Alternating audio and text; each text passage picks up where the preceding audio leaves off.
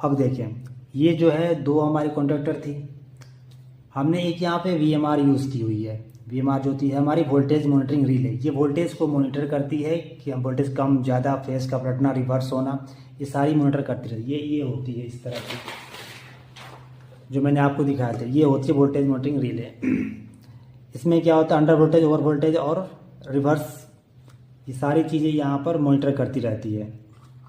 हम यहाँ पर 3 फेस देते हैं। किसी किसी में क्या होती है कि ये होती है L1, L2, L3 और न्यूट्रल, यानी कि चारों वायर इसमें आती है। किसी में क्या होती है, 3 आती है, L1, L2, L3, इसमें न्यूट्रल नहीं है। हर मोटर की अलग अलग सिस्टम है, आप लेकिन काम सेम है इसकी। हम क्या करते हैं, इस मोटर में 3 फेस और 1 न्यूट्रल देंगे, या अगर ये वाली यूज़ करते हैं तो इसमें न्यूट्रल की भी ज़रूरत नहीं है, हम सिर्फ 3 फेस दे देंगे। इसको क्या होगी, VMR को सप्लाई मिल जाएगी, ये ऑन हो जाएगी। ऑन होने से क्या होगा कि ये हमारी ये कॉमन पॉइंट होती है 15 नंबर, ये 15 नंबर हमारी कॉमन होती है, और 16 नंबर हमारी NC होती है, और 18 नंबर NO होती है। जब हमारी पावर इसमें बिल्कुल नहीं रहेगी तो ये क्या होता है, 15 और 16 आपस में टच होते हैं, यानी ये NC होती हैं ये। और जैसे हम इसे पावर देंगे, हेल्दी कंडीशन में होगी, हमारी जब ऑन वाली इंडिकेटर ऑन होगी तो ये और ये आपस में कनेक्ट हो जाएंगी, इसको छोड़ देगी, ये और ये आपस में कनेक्ट हो जाएगी। तो अब हमने क्या कर रखा है कि एक फेस ले रखा है अलग से और कॉमन को दे रखा है। जब हमारी हेल्दी कंडीशन में होगी तो ये क्या होगा कि फेस हमारी 80 नंबर से, यानी NO से आउट करने लगेगी, NC से छोड़ देगी, NO से आउट करने लगेगी जब हमारी हेल्दी कंडीशन में सब कुछ ठीक होगा तो। और ये सप्लाई कहाँ आएगी, पहले कॉन्ट्रैक्टर की NC पे, और NC से आउट होकर जा रही है हमारी A2 पे। ये क्या है, कॉइल की पॉइंट है, जो कॉन्ट्रैक्टर को ऑन कराती है उसकी पॉइंट होती है, कॉइल की पॉइंट NO NC। ये A1 A2 हम एक में देते हैं न्यूट्रल, दूसरे में देते हैं फेस। तो ये क्या होती है, कॉन्ट्रैक्टर को ऑन करती है।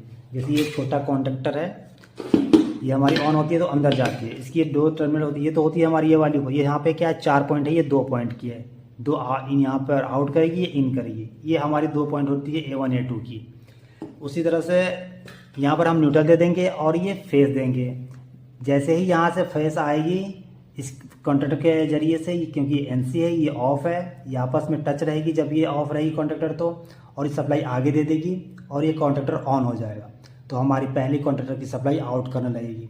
अगर किसी वजह से फेस रिवर्स आ जाती है, हमारी फेस में पड़ जाती है, या वोल्टेज कम ज़्यादा होता है, या फिर ओवर वोल्टेज भी होता है, तो ये क्या होती है कि 18 नंबर को छोड़ देती है, यानी कि अब कॉमन में 15 नंबर और 16 नंबर आपस में कनेक्ट हो जाती है, यानी कि ऑफ हो जाती है, इसको छोड़ के इससे कनेक्ट हो जाती है, कॉमन और NC आपस में कनेक्ट होगी। अब ये फेस की सप्लाई यहाँ से आएगी, जब हमारी फेस रिवर्स होगी तो यहाँ से आएगी भी सप्लाई। अब यहाँ पर क्या है कि हमने इसको ये टाइमर लगा रखा है, जैसे हमारी ये टाइमर है, हमने टाइमर लगा रखा है, इसको तो न्यूट्रल दे रखा है A2 पे कॉइल की पॉइंट पे, और A1 पे फेस दे रखा है। जैसे ही फेस आएगी ये टाइमर ऑन हो गया, और इसको मैंने सेट कर रखा है 10 सेकेंड के लिए। 10 सेकेंड तक ये होल्ड रखेगी, और 10 सेकेंड के बाद से ये फेस क्या करेगी, हमारी फिर से यहाँ पर 18 नंबर से कनेक्ट कर देगी, क्योंकि हमने फेस यहाँ भी कॉमन पे दे रखा है डायरेक्ट, और इसके भी कॉमन पे दे रखा है डायरेक्ट। जब इस पर जैसे इसके कॉइल पर फेस आएगी, ये कॉमन 15 नंबर और 18 नंबर आपस में कनेक्ट हो जाएगी, और ये फेस आगे बढ़ाएगी। अब क्या होगा कि इसके कॉन्ट्रैक्टर के NC से वो पावर होते हुए इसके A1 पे आएगी, यानी कि जब ये ऑफ हो जाएगी, क्योंकि ये ट्रांसफ़र हो चुकी है यहाँ से, जब ये ऑफ होगी तो ये NC हो जाएगी, ये आपस में कनेक्ट हो जाएगी, और ये पावर यहाँ से आगे आएगी और A2 पे दे देगी, तो ये वाली कॉन्ट्रैक्टर हमारी ऑन हो जाएगी, तो हमारी फिर फेस सीक्वेंस सीधी हो जाएगी, ये ऑटोमेटिक ये काम करेगी। इसमें क्या है, टाइमर में यहाँ भी देखिए, या हर टाइमर हो चाहे VMR हो, रिले हो, वहाँ पर A1 A2 कॉइल की पॉइंट होती है, A1 और A2 कॉइल की पॉइंट होती है। बाकी हमारी 15 नंबर होती है कॉमन, 16 नंबर है हमारी NC, 18 नंबर होती है NO। और इसको समझने के लिए यहाँ भी दे रखी है, आप चाहें तो यहाँ से भी समझ सकते हैं। A1 A2 है हमारी 220 वोल्ट AC कॉइल की है, और फिर हमारी इसमें DC भी दे सकते हैं 24 वोल्ट, और ये हमारी 15 नंबर हो गई कॉमन, 18 नंबर हो गई हमारी NO, और 16 नंबर NC। ये रिले पर भी हमारी बनी होती है। बाकी मैं इस पर डिटेल वीडियो बना दूंगा, ये कैसे काम करती है, इसे कनेक्शन कैसे करते हैं, प्रैक्टिकल करके मैं आपको बता दूंगा। तो ये समझ आ गई है कैसे काम करती है कंट्रोल वायरिंग इसकी। एक हमारी VMR हमेशा एक टाइम में एक ही कंडक्टर को ऑन रखेगी, और जब कोई फॉल्ट आएगी तो दूसरे को ऑन करेगी, पहले को ऑफ कर देगी। इस तरह से ये हमारी पावर वायरिंग, ये कंट्रोल वायरिंग होती है फेज सीक्वेंस के लिए।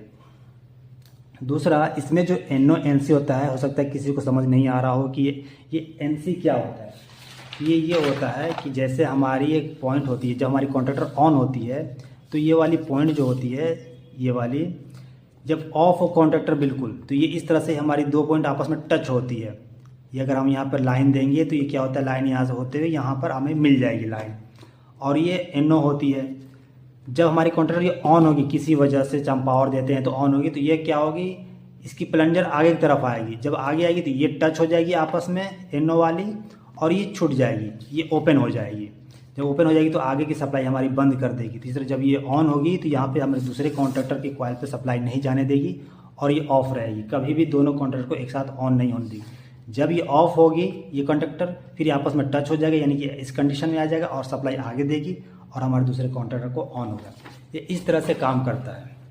अब किसी को इस पर कोई डाउट हो तो मुझे पूछ सकता है, मैं उसको रिप्लाई करके बता दूंगा, या और मैं इन VMR और टाइमर पर एक डिटेल वीडियो बना दूंगा, आप उसे देख के समझ लीजिए कैसे काम करता है ये। Thank you.